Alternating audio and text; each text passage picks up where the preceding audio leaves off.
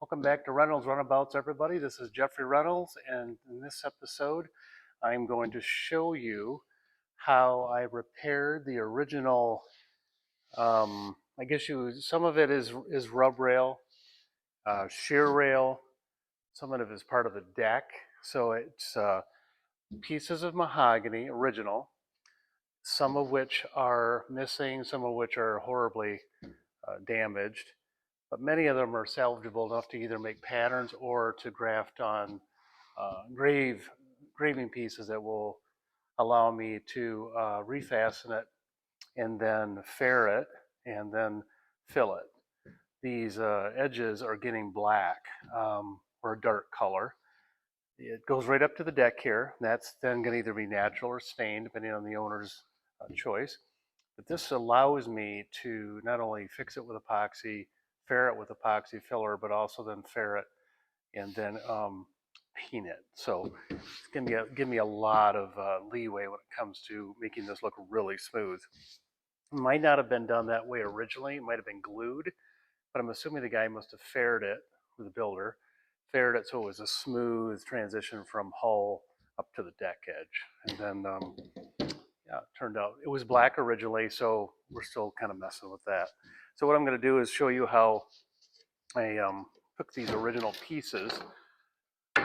These original pieces have a groove in them, a rabbet, in shipbuilders' terms, that allow the deck plywood to rest in there and register, and then so I can get a really nice edge when I cut it and sand it and lay it into that rabbet. So that'll be a really nice way to have a smooth deck. The water will I'll have 5200 in here, so the water will then just keep going instead of getting down in there. It did very well the first time, meaning the builder did it with something, I think he might have had shellac in there.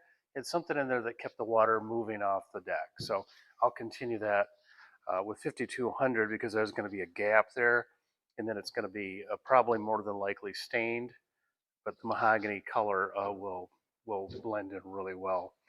So I'm going to get at repairing each of these pieces from bow. I'll just keep working my way all the way to the stern and get everything registered and fixed, and then I can go ahead and work on this rub rail. The rub rail, or lower rub rail, is horrible. It's a lot thinner, a lot skinnier. It had been taken off years ago and then allowed to straighten out after it had been steamed. So this one on the starboard is terrible. One on port is pretty good, which will give me a nice pattern, but I'm going to have to totally remake the starboard one, which is fine. And then it'll get a nice aluminum half roll, they call it a half round trim will go on there, and then that'll not only cover the edge, but it'll also give it a nice shiny piece of trim that will really, I think, contrast beautifully off the colors. And then there'll be another piece on the stem here of the bow that protects it, but also covers that raw edge from the original boat mold. So time to get to work. One of the first pieces I'm going to work on is the tip of this starboard bow rail, and it's just lost probably half an inch of a tip, which is a feather edge, and got knocked off. So what I did is I took stock that is the same width as this stock, just a chunk I had of my scraps, and I'm going to follow the grain of the original to the graving piece, and then I gave probably a 1/16 of an inch proud, and I know where the tip is going to be. I'm going to have to do some shaping when I get it on the next piece. So I'm going to go ahead and cut that out, and then I'm going to cut this off. This has got some epoxy in it anyway, so it was a compromised end. I'm going to go ahead, cut this, look at it again, and then cut that off blunt.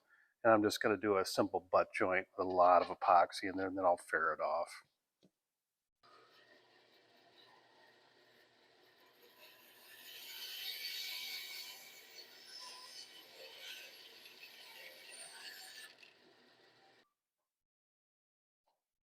So I've got my two cuts made, and now I want to saturate the areas that are going to get the thickened epoxy, and I'm saturating them with unthickened, which will absorb into the open grain, especially these end pieces. Let that soak in there. That way I won't starve the joint of, the resin will pull away from the thickened epoxy, which I'm going to use the silica.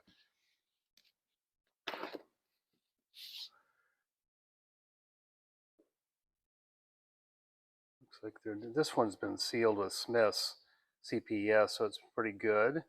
This is a really tight grain piece of new stock, so that looks good. So now I'm going to get my silica.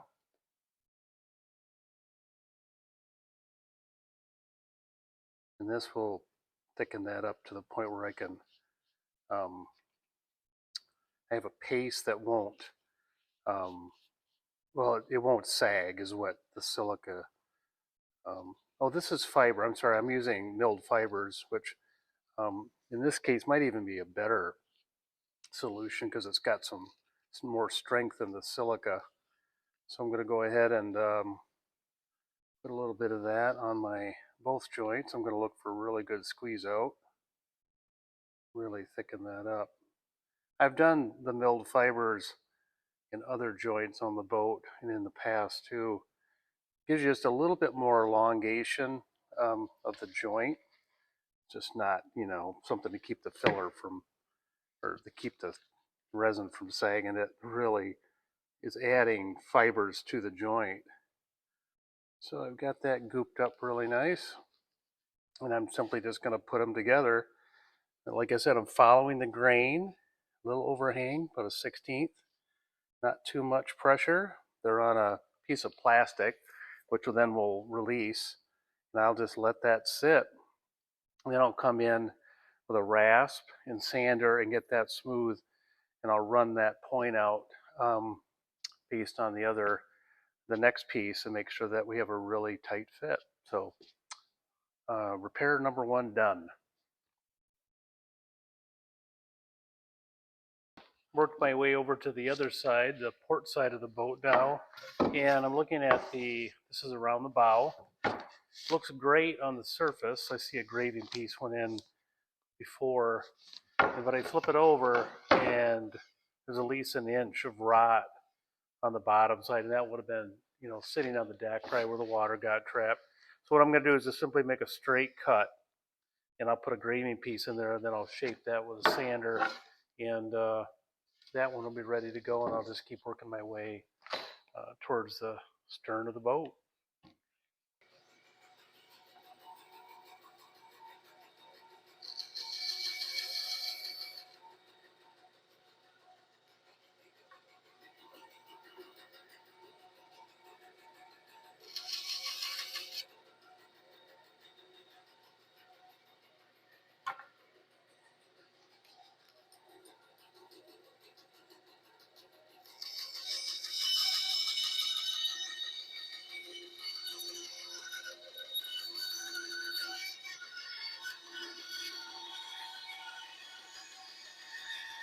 So I've got my 2 pieces cut out. I cut out the bad, I fitted this. This is very proud. You're going to see that. That's fine. I like to have it in place, and then I'm going to take it back on the boat, and I'm going to make darn sure that shear line is perfect with this, so that my new piece is really in great form. Both of these have been treated with clear or unthickened epoxy. Now I am using a combination of some milled fibers for strength, but also because I don't have any silica thickener in the shop as of today. I always go to the sawdust when I do repairs that are going to be seen. Like it's going to be a piece of wood that's going to get varnished or stained. You can use sawdust from your bandsaw or whatever. What I do is I collect mine from my bandsaw from the inside. It ends up in there when the blade goes down, it takes some dust with it to the into the wheel area. So what I do is I just go in there and I collect it. Then I put it through a strainer or a sieve that gets all the big pieces of wood out. And then you can go ahead and use that for your filler. Silica thickener has a, I mean, it's thin and it's meant to be a thickener so you won't, your epoxy doesn't sag. And so what I'm doing is I'm adding really good epoxy and then I'm just putting in a different type of filler. Especially for this, this is not going to be a strength area. This is mostly decorative. So I've got these, this is really gooped up, so I'm only going to do one. And I'm going to go ahead and put this on here. And because it has a little, it's a little bit hollowed out on the bottom, I have to be very careful that I get this joint correct so that my, that it's flat on the bottom against the deck, but and not necessarily worry about what's going on the top because that's going to get shaped anyways with a sander. So I'm going to look around at the back here and I want to make sure that everything is, you know, pretty close to flat. I'd rather have it a little bit proud and then I can fix it. Just so I can scalp it out. I'm going to rub my finger out and feel it gets a little bit in there. So I'm going to make sure that it's proud. And I can do that because I'm going to be sanding this anyways. Give this a little bit of a clean up. Make sure everything's happy here.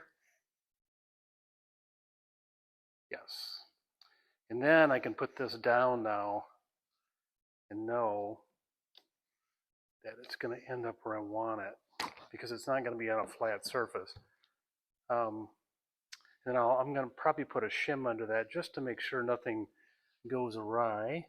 Take a little of this extra and just kind of push it around. Got a really good squeeze out, so I'm real happy with that. This is, like I said, this is all going to get faired because it's proud, a lot proud. So yeah, I'm good there. Maybe a little down there. There. All right, I'm going to do that, and I'm going to put a shim under there, make sure she doesn't slide down anymore, and we'll have one more repaired.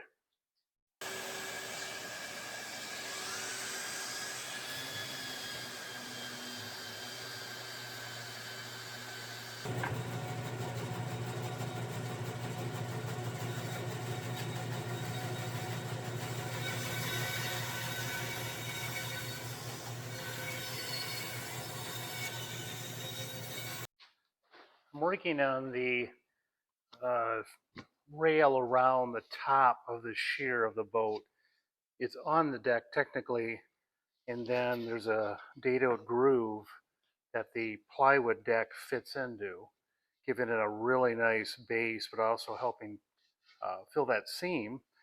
And so I have to replace a lot of these because the originally I thought when I sanded them they were fine, but I get them on the boat and I'm seeing that there's a lot of profile lost because it was on the edge and the rub rail underneath is missing completely from this boat in many places. So this was definitely less meat than I need to have for the boat to put the new rub rail up underneath, and they'll come together and give the boat the profile that it had originally. So what I'm doing is I'm cutting out at least an inch on most of the top covering board rub rail piece. So you can see I just have a groove cut out. It's a straight line. I used a level. And what that'll do is it'll give me enough meat for my epoxy. Then I take a piece of stock. And the goal is to keep the grain the same as the original piece so that when they expand and contract with moisture and temperature, they all move together. So the epoxy keeps them together, but they move as one. So once I get that done, I take a piece of stock with the grain that's similar, and I just simply match it up, giving myself at least an inch of extra meat that I can then cut, and then I will shape. All of these pieces will be put on the boat, dry fitted, and then I will shape them with a sander till I get it exactly the way I want it. If you don't do it on the boat, you'll never know whether it's going to be good when you get it there from the bench. So leaving lots of extra. I'll get it all together, and then I'll go ahead and I'll shape it. And then the aluminum rub rail that covers this seam and the piece below it on the hull will cover up that crack. But I want a beautiful sweeping curve, and this is how you start. So I'm going to go ahead and I'll mark this out because here's my profile, and it's a really nice fit. So what I'll do is I'll go ahead and find the profile from this original piece, and I'll give myself an extra inch on my line, and then go ahead and cut that out and get it epoxied. And then eventually all these pieces, including this one, will go back on the boat, and then I'll start my shaping process. I will do maybe some cutting, obvious cutting, but a lot of it will be done right on the boat, so I can make sure I can always see it coming to fruition. So back to work.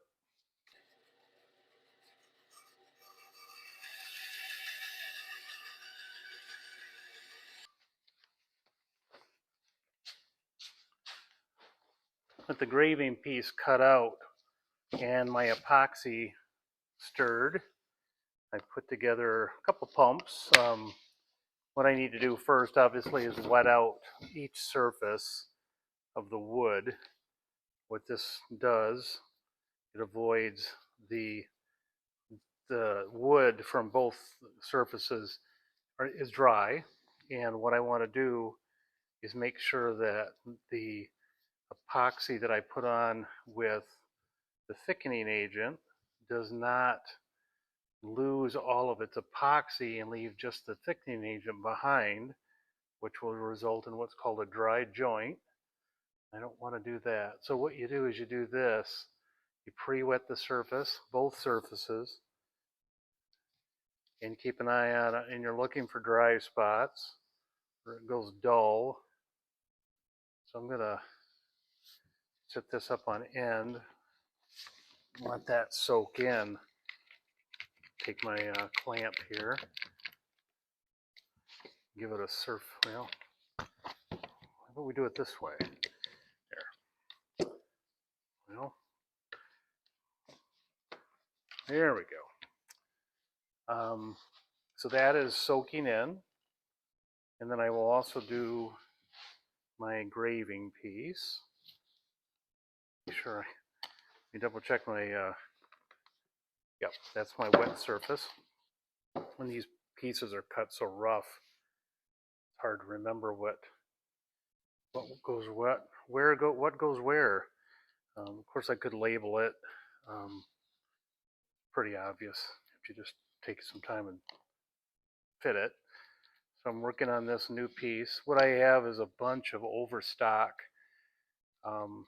mahogany that I purchased to work on this boat, and I'm trying to be economical with the pieces. So every time I cut a piece, I save it right down to the nub, so that I'll always have some pieces lying around that I can use for like graving pieces like this.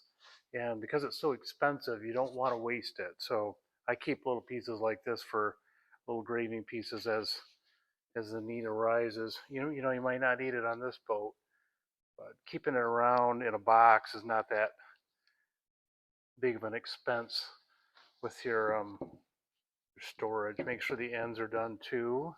That's really where things get dry. So now what I'll do is I'll put a couple more pumps in, and then I'll add the thickener, the West system of thickener, and it'll give it that grip, or it's like fibers milled, and it'll give it grip, and it'll hold it together. So that joint will be stronger than the original wood eventually. Then I'll, like the other one, when I get it back on the boat, I'll go ahead and shape it. So I'm going to go ahead and get the thickening agent in there.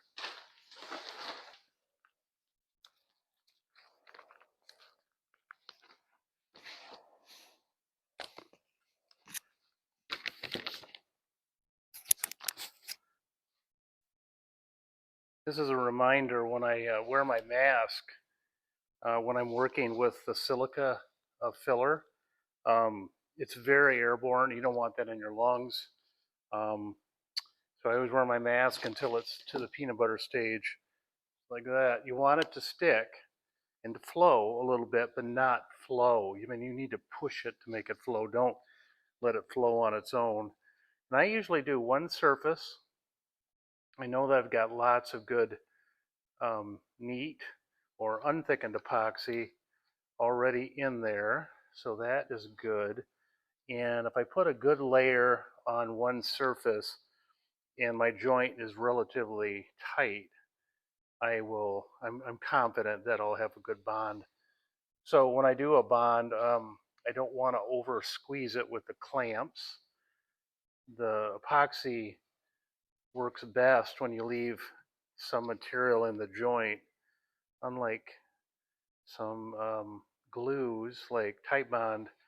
Titebond likes to be pressed tight with clamps, and it just works better, but not epoxy. You want to leave some of it in there, and this will squeeze out. You're always going to have some come out, and you just have to get over the feeling that you're wasting it. You'll just get better with your gauging. How much do I need? And then, because the worst case scenario, you don't get enough in the joint, and you have to take the two pieces apart and reapply. So you don't want to have to do that too many times till you learn your lesson. I just go ahead and I'm generous with it when I do it, and then I'll also clean it up so I can, like I said, I want to be confident that I have lots of extra in there that have a chance to do its job. And I think I'm ready to go here. And you're never going to get it exactly right. You have to, it's one or two pumps, and sometimes you're short, so you might as well just do it while you're doing it. And again, try to be conscious of not wasting it if you can. Sometimes I'll have multiple projects going with where I need epoxy just so I can jump over and throw some in maybe a spot that I missed on a prior project. I can go back and um, apply some more off this project. So here we go. We got the joints ready to go.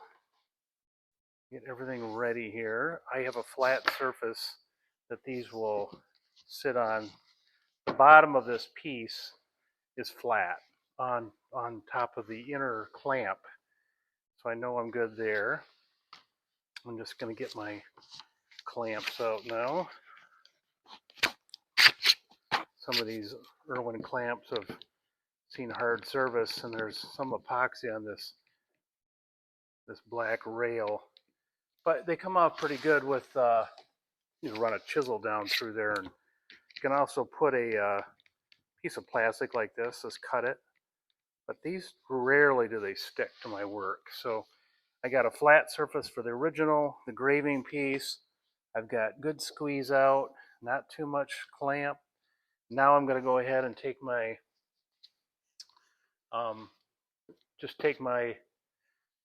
spatula and just kind of go down through the joint and clean it up a little bit, because the less I have to clean up, the better. And you really don't want extra epoxy on this wood, because the epoxy is going to be it's going to be harder than the wood. So when you sand it, the epoxy, you'll keep working on the epoxy joint and thinking, oh, I got to go down a little bit.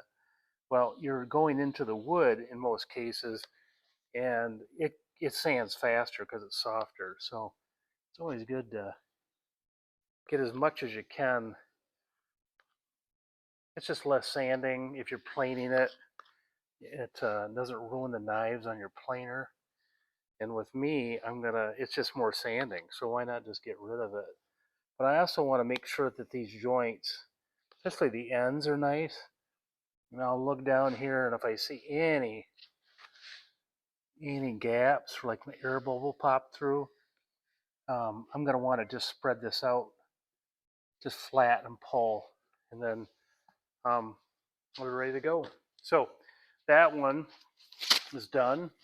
What I'll do is I'm just going to continue to work down the port side, making sure everything has got a good amount of meat on wood so that I can get my lower rub rail under there. Once I get these top boards done, knowing that I'm good, I'll then work on brand new. Those are the rub rails. Those are going to be brand new because I think I got one little piece left. It kind of showed me what they were for, and then the rest of it's gone. So I do have some really nice shadows on the boat that will give me the profile and the pattern that I need. So I'll just keep working.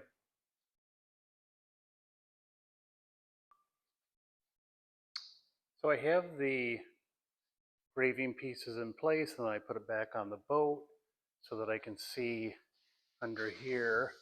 This is the part that I had lost in the original covering board. It was just, I think, just abuse and rot. So what I did is I brought it back out proud, and then I'll eventually be able to bring that down with a sander after I have the rub rail, which is missing, goes here, and then get that all nice and faired.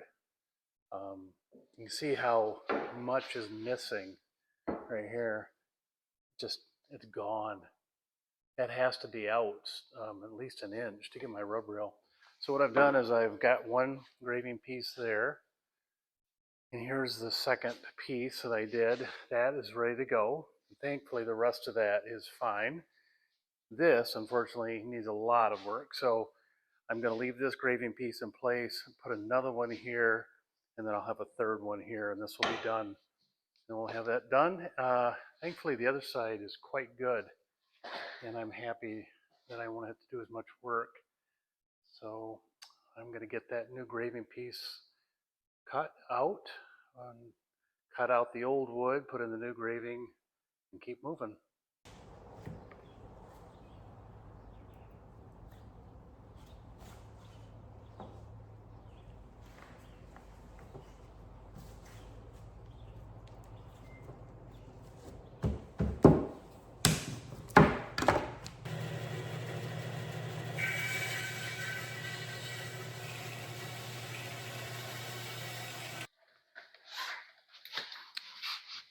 I have the original, I guess you'd call it a covering board, which then slides into a more of a rub rail. So I put a huge graving piece into this original one because I wanted to retain this rabbet, and it had a little barrel to it on the inside and a camber, and I needed to have that as a reference.